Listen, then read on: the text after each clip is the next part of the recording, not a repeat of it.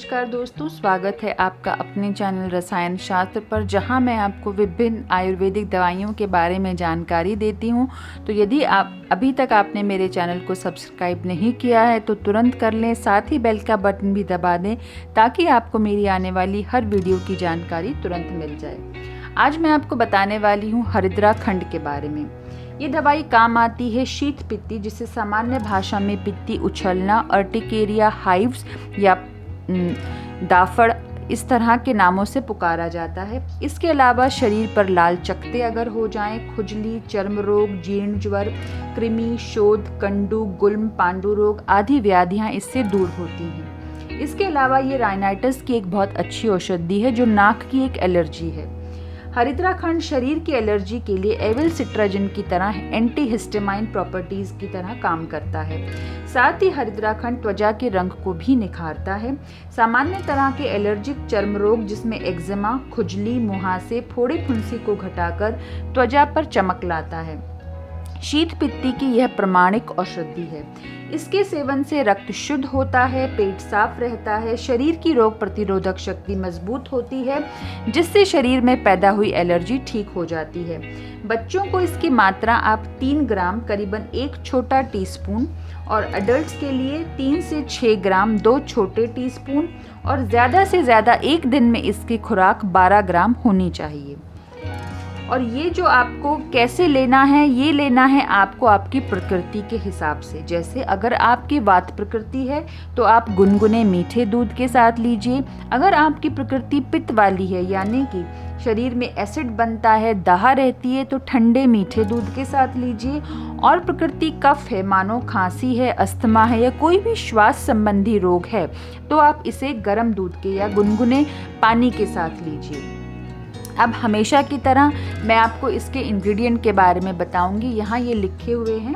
तो हरिद्रा खंड के जो घटक हैं वो है हरिद्रा यानी कि हल्दी, जो इसका आधार है, गोघृत, गाय का घी, गाय का दूध, देसी खांड, काली मिर्च, पीपली, तवक, दालचीनी, एला, इलायची, तेजपत्ता, विडंग, त्रिवृत, हरितकी, विभितकी, आम्लकी, नाग केसर, मोथा, लोह भस्म।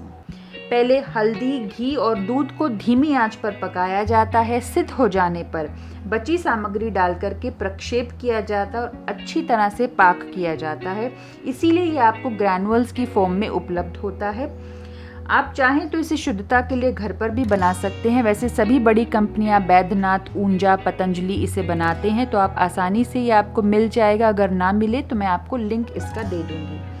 तो अब मोस्टली इंग्रेडिएंट अगर आप मुझे फॉलो करते हैं तो आप जानते होंगे, लेकिन आज जो मैं आपको बताने वाली हूँ वो है इसका जो आधार है, यानी कि हरिद्रा के बारे में। आप जानते हैं कि हल्दी मसाले के रूप में हमारे घरों में इस्तेमाल होती है, तो ये बड़ी गुणकारी चीज़ है। एक चुटकी हल्दी हमारे खाने में कितना कमाल करती है, यह आप बहुत अच्छे से जानते हैं। संस्कृत में हरिद्रा का अर्थ है वह जो सुनहरे रंग का हो। भगवान गणेश के 108 नामों में से एक है। हल्दी जो है वो antibacterial, anti inflammatory, anti histamine यानी कि हिस्टामाइन हार्मोन को कम करने वाली होती है और इसी गुण के कारण ये हरिद्रा खंड में डाली गई है। आज हम हल्दी के इसी गुण पर विस्तार से चर्चा करेंगे, क्योंकि हरिद्रा खंड जो है अपनी एंटी हिस्टामाइन प्रॉपर्टी के लिए जाना जाता है। हल्दी में जो विशेष रूप से सक्रिय कर्क्यूमिन का मेन रोल रहता है। शरीर में रोगग्रस्त और खराब कोशिकाओं को कर्क्यूमिन लक्षित करता है और उनको संरक्षण प्रदान करता है। कर्क्यूमिन पानी में घुलनशील कम होता है और कर्क्यूमिनाइड्स लिपोफिलिक वसा में जुड़ते हैं, इसीलिए ये हमारी आंत द्वारा अधिक आसानी से अवशोषित होते हैं। इसीलिए हरिद्रा खंड में इसे गोघृत के साथ मिलाया गया है। हरिद्रा खंड चर्म रोगों, जिसमें मैंने आपको पहले बताया अर्टिकेरिया, शीत पित्ती या पित्ती उछलना जिसे हम कहते हैं, उसमें 99.1% परिणाम देता है।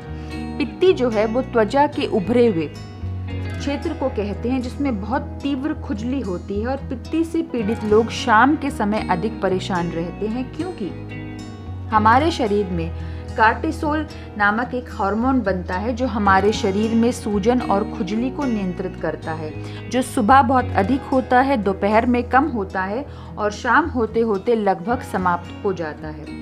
और इसके अलावा इसके कारण है स्ट्रेस, अधिक ठंड या अधिक धूप, अधिक पसीना आने का कारण, कभी कभी बहुत अधिक व्यायाम या अधिक समय तक पानी में रहने के कारण शीतपित्ती शरीर में अपना घर बना लेती है।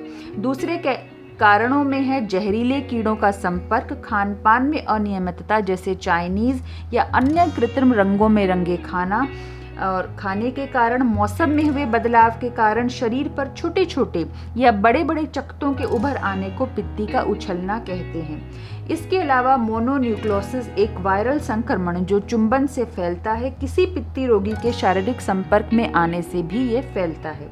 अन्य कारणों में आंतों के बैक्टीरिया जैसे एच पाइलरी, दांत संबंधी समस्या से भी शीतपित्त होने की संभावना बनी रहती है। इसके अलावा मैंने जो आपको शुरुआत में एक बीमारी बताई जो है राइनाइटिस, जो पेड़ पौधों के पोलन यानी कि उनके परागकण से होती है, जिसमें रोगी को लगातार छींकें आती हैं, कफ बढ़ जाता है, आंखें लाल हो जाती हैं और आंखों में सूजन और खुजली शुरू हो जाती है और भर भर के पानी आता है, नाक जाम हो जाती है, सिर में दर्द होता है, गला खराब होता है और किसी भी चीज़ का गंध का अनुभव नहीं होता। तो राइनाइटिस में भी ये बहुत प्रभावी है। अब मैं आपको बताती हूँ कि दूसरा हरिद्रा खंड को लिया जाता है एलर्जी में। एलर्जी शरीर में कैसे पैदा होती है? हिस्टामाइन, आपने ये नाम सुना है। जब भी एलर्जी होती है तो डॉक्टर आपको एविल और सिट्राजिन जैसे एंटी हिस्टामाइन टैबलेट देते हैं। हिस्टामाइन जो है शरीर की सभी सेल्स में नेचुरली पाया जाने वाला एक केमिकल है। ये इम्यून और नर्वस सिस्टम का एक इम्पॉर्टेंट कंपोनेंट है। हिस्टामाइन शरीर में किसी भी अनचाही वस्तु के आने पर उसके रिस्पॉन्स में रिलीज होता है। शरीर की रक्षा के लिए जब आपका इम्यून सिस्टम एंटीबॉडीज को रिलीज करता है तो यही एंटीबॉडी शरीर की एनर्जी सेल्स को ट्रिगर करते हैं और उन्हीं के द्वारा रक्त में जो रसायन छोड़े जाते हैं उनमें होता है हिस्टामाइन। हिस्टामाइन जो है आंखें, नाक, गले, फेफड़े, त्वचा व पाचन मार्ग पर कार्य करता है। एलर्जिक रिएक्शन के लक्षणों को उत्पन्न करता है। एलर्जी एक हाइपर सेंसिटिव डिसऑर्डर है। जब शरीर का इम्यून सिस्टम वीक होता है तो वो भारी किसी भी अटैक को नहीं झेल पाता है और इसी प्रतिक्रिया को ही हम एलर्जिक रिएक्शन कहते हैं। जिन पदार्थों के कारण ये रिएक्शन होता है उन्हें एलर्जन कहा जाता है। एलर्जी के प्रति जो आपके शरीर में सेंसिटिविटी होती है उसी के कारण आपको बार बार एलर्जी होती है। जैसे किसी को धूल से होती है, किसी को मौसम बदलने से होती है, तो किसी को डिफरेंट तरह के खाने से होती है। ये सामान्य उदाहरण हैं। हरिद्रा खंड यहाँ एंटी एलर्जिक का काम करता है। प्राकृतिक एंटीहिस्टामाइन यानी कि जो आपको एविल या अन्य तरह की गोलियों में मिलता है वो आपको हरिद्रा खंड में नेचुरली पाया जाता है। और इसमें जो अन्य औषधियाँ डाली गई हैं वो इसकी सहायक औषधियाँ हैं जो सभी चर्म रोगों में बहुत बहुत लाभदायक हैं। लेकिन हरिद्रा खंड को लेते समय थोड़ी सावधानी बरतना अत्यंत आवश्यक है, क्योंकि हरिद्रा खंड शरीर में गर्मी को बढ़ा देता है यानी कि पित्त को बढ़ाता है। इसीलिए इसे पित्त प्रकृति वालों के लिए ठंडे दूध के साथ लेने के लिए कहा जाता है। इससे आपका पेट भरा भरा महसूस हो सकता है। अधिक मात्रा में लेने पर मुंह में छाले भी हो सकते हैं। इसीलिए इसके सेवन काल में दूध का सेवन अधिक से अधिक करना चाहिए। गर्भवती स्त्रियों और स्तनपान कराने वाली स्त्रियों को इसका सेवन नहीं करना चाहिए। शुगर के रोगी को भी मैं इसके सेवन की सलाह नहीं देती, क्योंकि इसमें देसी खांड डाली जाती है। उनके लिए महामंजिष्टादि क्वाथ सबसे अच्छा है, जो मैंने अपने पिछले वीडियो में आपको बताया था। एलर्जी, शीत, पित्ती उछलना के अलावा ये मेलाज्मा, एक्जिमा, हर तरह के, चाहे वह वीपिंग कफ हो जिसमें छोटे छोटे पस वाली फुंसियाँ पड़ जाती हैं, उसमें भी ये बहुत ज़्यादा लाभदायक है। पथ्य और परहेज में खट्टे और देर से पचने वाले पदार्थ त्याज्य हैं, माने ना खाए जाएं। मांस, मदिरा, शराब त्याग दें। असंगत खाद्य पदार्थ जिन्हें हम आयुर्वेद में विरुद्ध आहार कहते हैं, जैसे अरबी के साथ दूध, तरबूज के साथ दूध और दूध के साथ नमक से बने पदार्थों का कतई सेवन ना किया जाए।